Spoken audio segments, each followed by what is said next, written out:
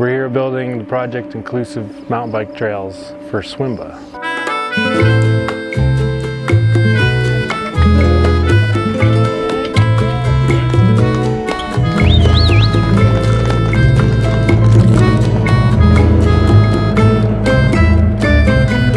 I think the idea of inclusivity in terms of outdoor recreation is something that a lot of people stand behind, and I think it's part of the kind of outdoor recreation community. We're really fortunate in the relationship that we've built with the Avamore development. Avamore is a big long-term development in the foothills here in Eagle. There's a ton of room for future expansion. Prior to the trail being constructed, SWIMBA had reached out and we talked about bringing the people who would use the trail together to present the idea about what this was going to look like and also give some input and feedback as to what's needed in an adaptive and accessible trail. I don't want a dumbed down trail. I want a challenging trail. It's a tough pill to swallow that you require a little bit different conditions. But welcome to everyday life as a disabled rider. So the trails are going to be a little bit wider. They're going to be a longer turn radius. Obstacles will be designed to minimize exposure over the edge. I think the radius was fine. Yeah. I mean, it's a little tight, but it's nothing too crazy. It was really good to see how he reacts on the turns, and then on the way down, some of the features that are more fun for me are also a bigger challenge for him. So happy to see adaptive riders on this trail. We are building this for everybody, especially for adaptive riders. Absolutely made my day to see Josh going over that cattle guard.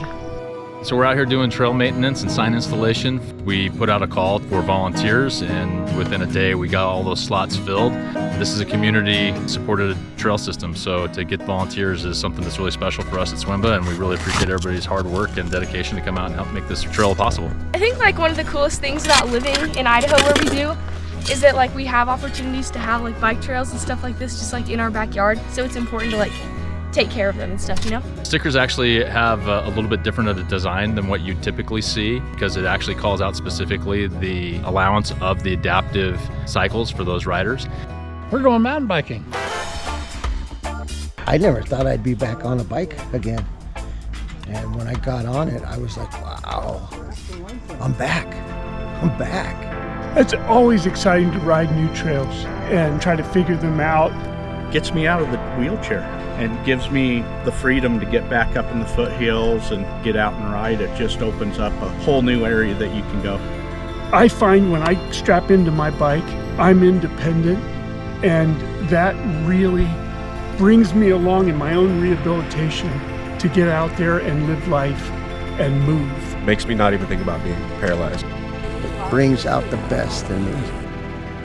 It's hard to get mad at people that want to come to Idaho and live here because of all the great outdoor recreation that we all enjoy who have been here a while.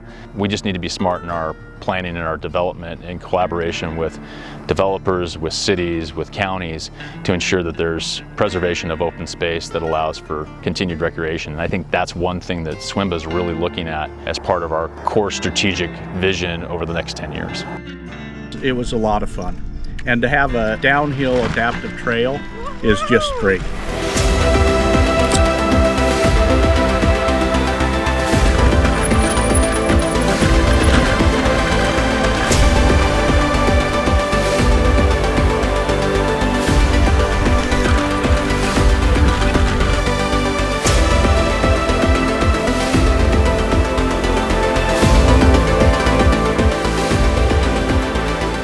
I would hope that as new trails are being built in Idaho, that trail builders would take a look at what it means to have an accessible trail and create a space that is good for everyone. How is it that this acts as a springboard for future trails as well as the athletes themselves? Thank you so much. Thank you, SWIMBA, for these amazing trails. They're awesome. Build more, please. Actually, it makes me feel like my life's not over.